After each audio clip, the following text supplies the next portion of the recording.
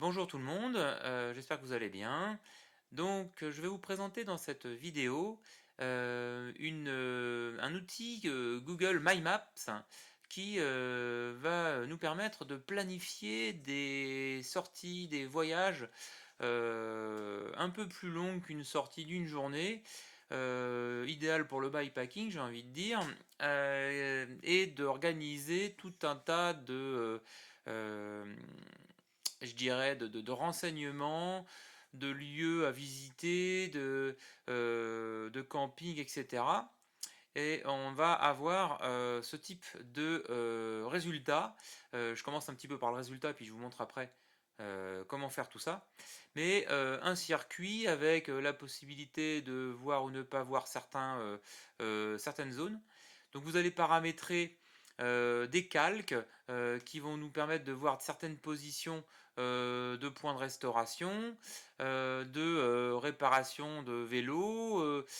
En fait, tout ça, c'est une organisation que l'on va créer, décider des termes sur ces différents calques pour organiser votre trajet, vous rappeler de ce qu'il y a à voir, des choses importantes, et à tout moment, vous pourrez aller pointer sur les éléments, retourner voir les propriétés qu'elles contiennent. Et une fois que vous avez fait cette carte-là, le but du jeu, ça va être aussi de la partager avec des collègues. Alors si vous êtes tout seul, vous gérez ça avec votre téléphone. Mais je trouve que c'est un des gros points également hyper intéressant de Google My Map, c'est de pouvoir faire du partage de cartes et de travailler un peu en collaboratif, on va dire ça comme ça, sur tout un projet de voyage avec des amis. On va commencer avec Google My Map. La première des choses importantes, forcément, c'est d'avoir un compte Google. Mais ça, je pense que tout le monde en a un, sauf les réfractaires, je dirais, complotistes au niveau informatique et pistage de données. Je crois qu'on n'a plus trop le choix maintenant. Donc, on va faire une recherche, on pointe sur Google My Map, vous faites cette recherche, bon, j'avais ma recherche déjà pré-réglée, et vous allez tomber sur donc votre compte, et vous aurez aucune carte, je suppose, de paramétrer. Dans cet environnement-là, on aura la possibilité donc de créer une carte, de valider une fois que vous en aurez plusieurs, de fait, de mettre toutes les cartes que vous avez créées, que vous avez eues en partage. Par exemple, carte m'appartenant, ce sont les miennes que j'ai faites, mais j'ai aussi carte ne m'appartenant pas, ce sont les cartes justement que l'on a partagées avec moi ou que j'ai récupérées sur des sites de voyage, etc. Ou après des filtres spécifiques que vous avez partagés, etc. Donc je n'ai pas tout encore fait, hein. Avec la possibilité également d'organiser des classements de l'affichage différents, vous voyez, si vous le souhaitez. Moi je préfère des petites vignettes comme ça, c'est bien plus parlant. Donc on va commencer, la première étape, ça va être donc de créer votre propre carte. On va cliquer sur ce bouton créer une carte. Et là, on commence. Alors, la carte, elle consiste en une zone, je dirais, de travail. Vous pourrez dézoomer après hein, pour voir l'environnement, mais elle consiste à une zone de travail à un certain endroit et son contenu, c'est pas que le visuel de votre carte, d'accord? Ça va être un petit peu tous les réglages que l'on va faire là-dedans.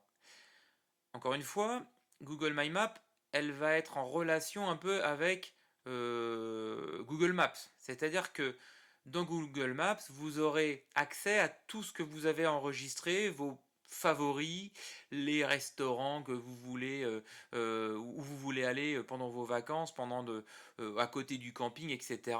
Tout sera prénoté à l'avance dedans.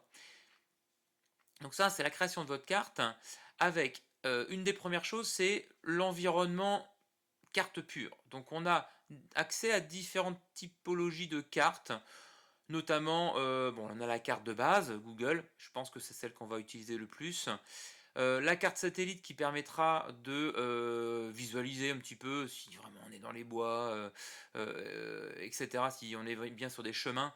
Mais ça, je l'active, je pense que de temps en temps, en fonction des besoins. Vous pourrez la réactiver comme vous voulez. Une carte qui est intéressante avec Google My Maps, c'est la carte avec les dénivelés. On va voir un petit peu plus facilement les dénivelés. Alors je vous l'accorde, par chez moi en Bretagne, on n'est pas en montagne. Malgré tout, on a quand même des petites côtes, et si on les monte et si on les descend, ça fait de belles sorties. Et donc on visualise ça beaucoup plus facilement. On va travailler sur la carte normale déjà. Ça, c'est un point de départ. Et donc ce sera le choix par défaut de votre carte. Donc ça, c'est la base. Ensuite, on va parler de peut-être nommer votre fameuse carte, votre fameuse sortie. Eh bien, je vais l'appeler sortie YouTube sur 3 jours. Hop, voilà. Une description, blablabla. Où est-ce qu'on va aller, qu'est-ce qu'on veut voir, etc. Pas obligé de tout remplir, hein. Donc, ce nom-là, c'est bien ce nom-là qui va apparaître dans l'interface d'accueil de départ où vous avez toutes vos cartes.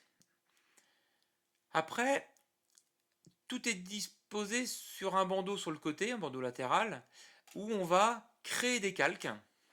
Et ces calques vont contenir toutes les informations importantes que vous jugez nécessaires d'avoir au moment où vous allez consulter votre carte. C'est-à-dire que vous êtes en voyage, vous aurez accès en permanence avec votre téléphone à cette carte-là.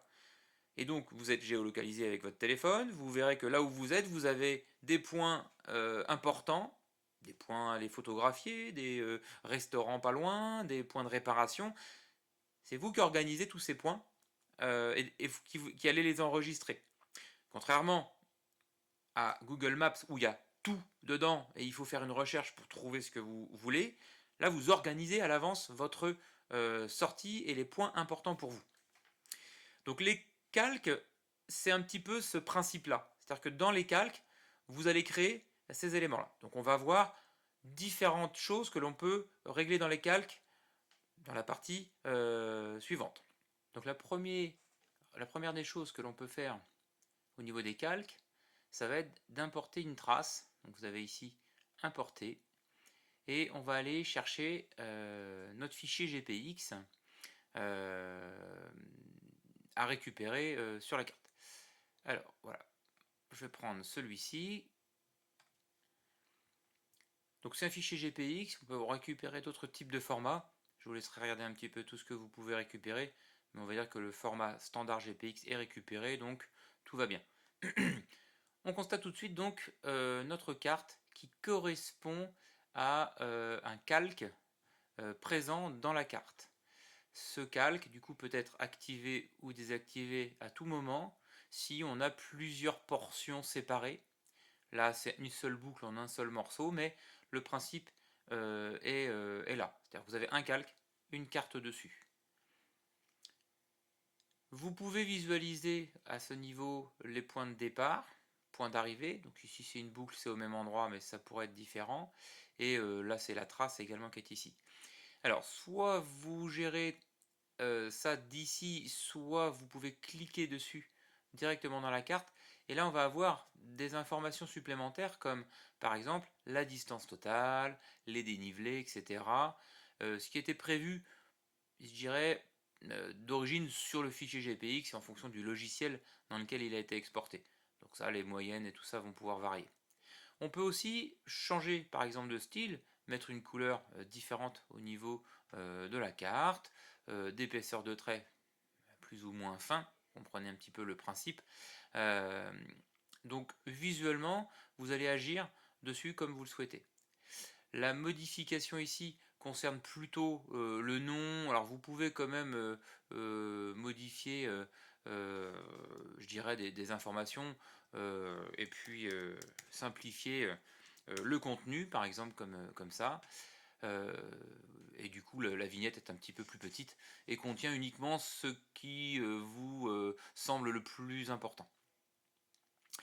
On peut rajouter des photos, je sais pas, un principe, une photo d'une rando organisée, vous remettez le thème dessus. Bon là j'ai pas de photo à rajouter, c'est un truc que j'ai pas encore fait. Ce tour-là, c'est quelque chose que je suis en train de préparer avec des amis.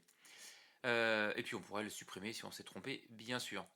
Donc toutes ces actions qui sont au niveau du calque ici, on retrouve également ces 3 petits points pour la gestion, donc renommer, ça c'est le calque, supprimer, et ouvrir le tableau de données, c'est ce fameux, c'est les mêmes informations, d'accord? Donc l'autre type de calque que l'on peut rajouter, donc on va le faire ici, ajouter un calque, ça va être un calque sur tous les points importants que l'on va trouver sur la trace et que l'on va pouvoir enregistrer pour y accéder rapidement. Alors par exemple, les points sympas à visiter ou les points de passage sympas. Par exemple, on va cliquer sur une des vignettes, on va dire les écluses machin. Est-ce que c'est bien, est-ce que c'est pas bien? Je peux aller les voir. D'ailleurs, si j'ai pas les photos, si je me pose la question si ça vaut le coup ou pas, d'aller sur lancer le truc sur Google Maps direct, puisque là on a les photos, ce que l'on n'a pas dans My Maps, tout n'est pas chargé. Mais en tout cas, on peut accéder aux photos, vous les visualisez et vous prenez la décision de rajouter ce point. Si c'est le cas, vous ajoutez à la carte et ça devient un petit point qui est dans votre calque ici. Vous pouvez changer sa couleur, vous pouvez rajouter des icônes, voilà, maison ou à boire un coup, ou plus d'icônes si on veut aller chercher pour des lieux. Par exemple, un truc qui ressemble à un château, une maison, voilà, par exemple, je vais prendre celui-là, ok. Et ça va correspondre à un point important pour vous sur la carte. Donc on va comme ça faire, même s'il y a un petit peu de détour, hein, des fois, se dire, bah voilà, là il y a un point sympa, je veux y aller aussi, hop, je le rajoute, je change les icônes, etc. Moi en général, je pique d'abord tous les points importants, et ensuite je change les icônes, les couleurs, etc. Voilà, je prends des éléments un petit peu au hasard pour vous expliquer tout ça, mais en gros, vous voyez, tous les plans, tous les points vont être ici localisés, et puis bien sûr, quand vous cliquez dessus, ça zoome dessus. D'accord? Là, je vais le renommer, je vais dire que c'est avoir, voilà. Je vais créer comme ça d'autres catégories. Vous imaginez bien que vous allez mettre un petit peu tout ce que vous voulez. Dans l'idée, où manger, par exemple. Hop, avec un accent, peu importe. Où manger. Alors hop, on va peut-être pas manger tout de suite. On va attendre d'être par là pour avoir un point pour bouffer. Hop, ici, tiens, hop, par exemple, je sais que je pourrais aller acheter à manger, à boire, si j'ai plus d'eau, etc. Hop, voilà, ou plus loin si c'était fermé ou pas encore ouvert, hop, je vais piquer celui-là aussi, et ainsi de suite. Je vais en prendre un petit peu plus loin. Bien trouver un truc pour manger quelque part par là. Voilà, je prends que des Carrefour ou des Super U, mais il y a des restaurants bien sûr. Vous choisissez les éléments. Donc on fait comme ça un petit peu tous nos calques, les éléments à voir, ou manger. Ensuite, ça peut être aussi où dormir.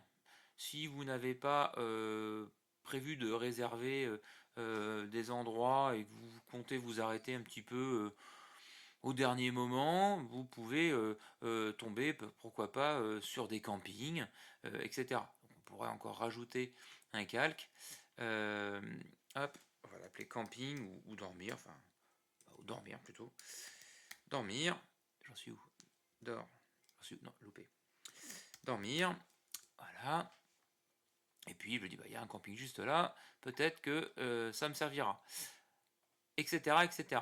Ou celui-là, qui est pas plus loin, hop, avec des informations dedans qu'on pourra rajouter comme les numéros de téléphone, et ainsi de suite.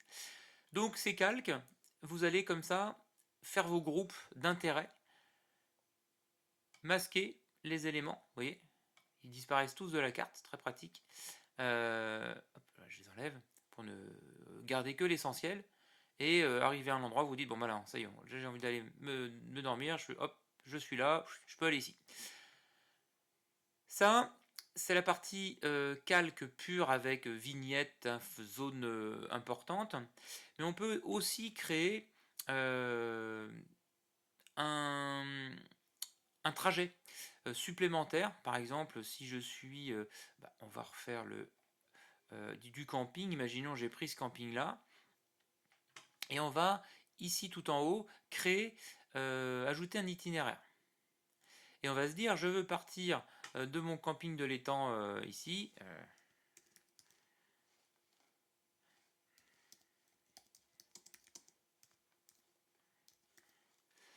C'est bien ça, c'est bien le camping de l'étang, oui, tout à fait, Pays du Blanc, c'est ça.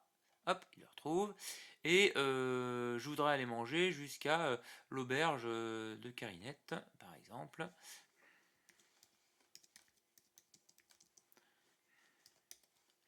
Et il va me le retrouver puisqu'il prend plus proche. Et j'aurai le trajet conseillé, le plus court, etc. Pour dire j'y vais pas en voiture, mais j'y vais par exemple en vélo, etc. Oui, c'est pas le même trajet, important, ne pas fait passer par la départementale, etc. Donc, ce genre de petite annotation, ce genre de petits renseignements, une fois que vous serez sur place, ça peut vous faire gagner du temps, un peu moins de stress sur trouver à manger, etc. On a organisé ça correctement. Alors c'est sûr qu'un petit trajet en plus comme ça, n'hésitez pas, hop, je le cache.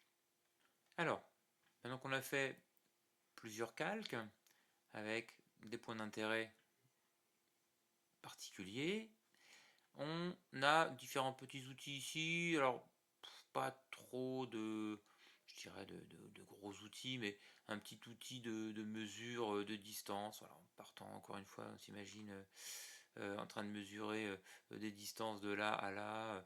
On peut zigzaguer un petit peu, de se rendre compte combien de kilomètres ça fait pour aller à pied jusqu'au prochain restaurant, etc. Bon, on peut imaginer, voilà, avec un peu plus de détails, suivre une petite route plutôt que de faire un itinéraire, quoi, hein. C'est juste ponctuel, c'est une information, une mesure comme ceci, rapide. Voilà. On peut également poser manuellement des repères, puis marquer ce que l'on veut dedans, qui n'ont pas de vignette existante, quoi, parce que vous aviez rendez-vous ici, un point de repère particulier avec quelqu'un, vous avez vu une place de parking, peu importe. Voilà, des petits outils comme ça. Celui-là, on l'a vu, c'est l'itinéraire. Donc, je passe vite sur ce genre de petits outils. Les recherches là-haut, attention, c'est ce que je vous disais tout à l'heure. Si je cherche des restaurants, on va mettre de manière générale, ils vont nous trouver plein de points, mais ça dézoome, mais souvent ça va un peu trop loin, je trouve. Mais en gros, ils vous trouvent des choses. Alors, ces points de recherche apparaissent ici, encore une fois, dans la zone des calques, qui vous permettent de faire un choix, de regarder dedans. C'est la partie. Oh là, d'ailleurs, j'ai fait une faute de frappe, je l'ai même pas vu, mais il le trouve quand même. Intelligence artificielle, bravo. Donc, quand vous avez fini la recherche, par contre, hop, vous fermez la petite croix, d'accord. Alors, une fois que vous avez prévu tout ça, que c'est bien paramétré, là c'est une trace que je prévois de faire avec des amis, donc bah, c'est moi qui suis en train de tout créer, et eh bien je vais déjà voir ce que ça va donner avant de partager, je ne vais peut-être pas penser à tout, et j'ai ici la partie aperçu. Et donc la partie aperçu, c'est vraiment la partie que la personne à qui vous allez partager cette trace, ils vont vraiment voir ça. Et donc vous voyez, toutes les autres vignettes de Google Maps ont disparu. Il n'y a pas toutes les informations, on n'est pas noyé dans une multitude de vignettes Google Maps, Dancing Floor, machin, alors qu'on est en vélo, quoi. Donc ici, uniquement mes calques, la fameuse trace, les fameux avoirs, hein, avec les petites vignettes qui clignotent. Alors, on pourrait imaginer aussi avoir tout caché. Donc la personne voit la trace de manière basique, et après, si besoin, allez, ou dormir, paf, ou manger, etc. Et on affiche les lieux. Et on clique dessus, et hop, ça zoome dessus. Et là, vous allez avoir les images et les photos. Donc on est réellement plutôt un mix entre le My Maps et le contenu euh, de Google Maps, c'est-à-dire avec des informations, le numéro de téléphone, etc., qu'on avait aussi dans My Maps tout à l'heure. Donc cet aperçu, je reviens ici, permet de checker un petit peu si on ne s'est pas trompé au niveau des éléments. Alors c'est le moment de partager maintenant, si vous êtes OK. Vous pouvez ajouter également un petit favori dans toutes vos cartes et dans toutes vos, je dirais, oui, les cartes que vous avez créées, vous les mettez en favori pour les retrouver plus facilement. bon, j'en ai 3 pour l'instant, je vais pas avoir trop de mal, mais ça pourrait vite arriver d'avoir un gros paquet de projets et de ne plus s'y retrouver. Et je peux revenir sur modifier pour revenir changer tout ça. D'accord. Alors attention, j'en ai 2 d'un coup là, hop, vaut mieux revenir sur l'onglet d'avant. Donc l'aperçu, on est OK, on a validé la carte, on veut lancer le partage, donc on peut le faire d'ici. On a vu qu'on pouvait le faire depuis l'aperçu, mais on a ici la partie partage. Alors voilà, il faut activer cette partie-là pour dire j'autorise toutes les personnes qui possèdent le lien à avoir cette carte. Donc vous allez la copier, l'envoyer par mail, etc. Et vous pourrez comme ça le partager. Alors attention, il y a une partie publique, c'est-à-dire que quand vous cochez cette deuxième coche, vous allez autoriser les personnes qui cherchent, d'autres utilisateurs de trouver cette carte. Donc je préfère ne pas le mettre, mais sinon ça rend le tracé public. C'est d'ailleurs le cas d'une des cartes que j'ai trouvées. Tiens, je vais vous la montrer. Je ne vais pas faire nouvelle carte, je vais faire ouvrir. Donc dans toutes mes cartes que j'ai ici, si je vais, alors c'est pas partager avec vous, si c'est ça, partager avec moi, j'avais trouvé cette carte là, donc c'était, je pense, alors soit récupérer un lien sur internet, donc la trace, ou en tout cas le lien, soit c'était public et je l'avais trouvé de disponible. Mais vous allez avoir comme ça quand vous faites des recherches la possibilité de trouver d'autres informations. Donc attention au niveau public ou privé quand vous communiquez vos cartes. Alors, donc on se retrouve sur le téléphone sur Map pour visualiser un petit peu le résultat de notre carte enregistrée.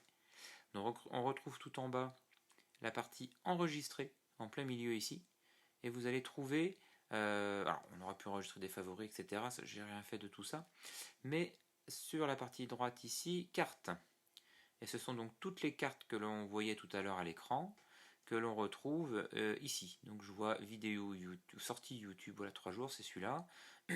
Et on retrouve notre trace, notre point de départ. Et ça, donc sur votre téléphone, pour le trajet, c'est quand même vachement pratique. Donc certains calques étaient actifs, donc je vois ici mes éléments. Je peux cliquer dessus, c'était hop, l'Intermarché, l'itinéraire, téléphone pour y accéder, etc. Tout ça, c'est vachement pratique d'avoir ça sous la main une fois le trajet, une fois sur le vélo. On a affiché la légende de la carte tout en bas, et vous retrouvez ici les différents calques. Donc on a carrément activé ou pas la carte, la trace, avoir, ou manger, je l'enlève, ou dormir, etc. Et en cochant tout, on va récupérer toutes les informations. Ici, vous voyez qu'elle s'affiche un petit peu plus, notamment ma trace ici que j'avais pour aller au restaurant le soir, etc. Donc on clique dessus et on a toutes les informations nécessaires.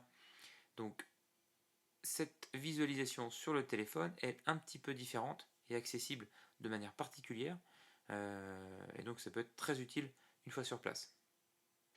Donc une dernière possibilité au niveau de cette carte, ou en tout cas dans l'idée de partager le tour. Là, effectivement, on regroupe la sortie, les points importants, ça permet de le consulter sur Google Maps, mais pas de récupérer la trace pour, par exemple, les GPS. Voilà. Donc, une idée, moi je mets dans le lien, dans la description, je mets le lien vers ma trace Komoot, puisque à l'origine ça venait de là, donc hop, je remets le lien, comme ça pas de perte, c'est l'original. Sinon, autre solution, quand vous récupérez ou quand on vous envoie une trace comme celle-ci, et là du coup vous n'avez pas les médias, les fichiers d'origine, eh bien vous pouvez l'exporter. Alors c'est sur ces 3 petits points ici que vous allez pouvoir faire exporter au format KML, KMZ. Alors attention, il y a pas mal de petites options à cocher ou non qui vont faire que vous allez réussir à récupérer cette trace en GPX après. Déjà on n'exporte pas toute la carte. Le but est de récupérer uniquement la trace. Alors attention, il peut y avoir plusieurs traces également, comme là j'en ai une deuxième ici. Donc ce ne sera pas toute la carte, ce sera le calque, en fait ça c'est les calques, qui correspond à la trace. Ça c'est important, sinon vous n'allez pas réussir à récupérer la trace. Ici, il faut cocher uniquement le deuxième, exporter au format KML, parce que sinon vous allez, enfin l'autre est réservé, alors je sais pas trop quoi, uniquement en ligne. Enfin en tout cas avec mes divers essais, c'est cette situation qui fonctionne bien. Donc on fait télécharger. Donc là, ça y est, on a un fichier format KML. Alors, Komoot ne récupère pas du fichier KML, hein, donc vous pouvez aller sur, par exemple, Anyconv, j'ai trouvé ça, hein, enfin, en faisant de recherche, je pense qu'il en existe d'autres, pour convertir des fichiers KML en GPX. Donc vous choisissez votre trace KML que vous venez de télécharger, vous la voulez en GPX, vous faites convertir, quelques petites secondes, et puis vous pouvez télécharger la trace. De là, dans Komoot, bah, vous dites je vais faire une nouvelle trace et je vais importer un fichier GPX, où on va ajouter le fameux fichier converti. Voilà.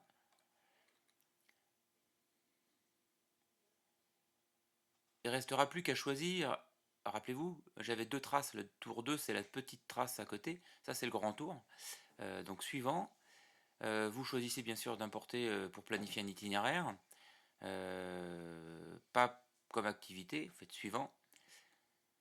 Et ensuite, bah, vous pouvez remodifier la type de sortie, par exemple gravel, etc. Et vous allez retrouver votre tour sur Komoot. Alors, suivre l'itinéraire initial, sinon ça va recalculer, ça passera pas tout à fait où vous voulez. Enregistrer le tour, on va aller jusqu'au bout pour voir ce qu'il a récupéré. Voilà, vous pouvez le renommer, etc.